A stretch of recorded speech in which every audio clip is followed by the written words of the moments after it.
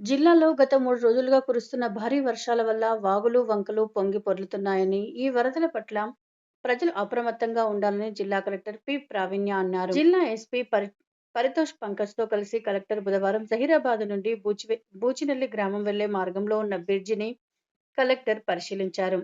నారింజ వాగు నుండి వచ్చే వరదను ఎస్పీతో కలిసి పరిశీలించారు. ఈ సందర్భంగా నీటిపారుదల శాఖ అధికారులు నారింజ వాగు పరీవాహక ప్రాంతం వివరాలను తెలిపే మ్యాప్ ద్వారా కలెక్టర్‌కు వరద ఉధృతిని వివరించారు.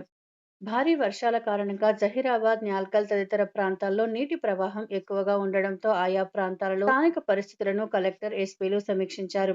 భారీ వర్షాలు, ఈదురుగాలులను, వరద ప్రవాహాల సమయంలో ప్రజలు అప్రమత్తంగా ఉండాలని కలెక్టర్ తెలిపారు.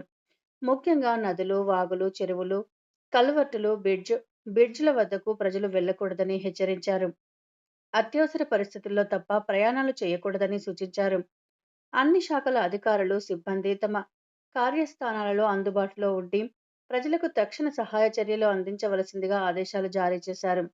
వర్షాలు, గాలులు ఎక్కువగా ఉన్న సమయంలో విద్యుత్ స్తంభాలు, వైర్లు, ట్రాన్స్‌ఫార్మర్లు తాకరాదని, కరెంటు ప్రమాదాల నుండి రక్షణ కోసం అందరూ సరైన జాగ్రత్తలు, చర్యలు తీసుకోవాలని సూచించారు.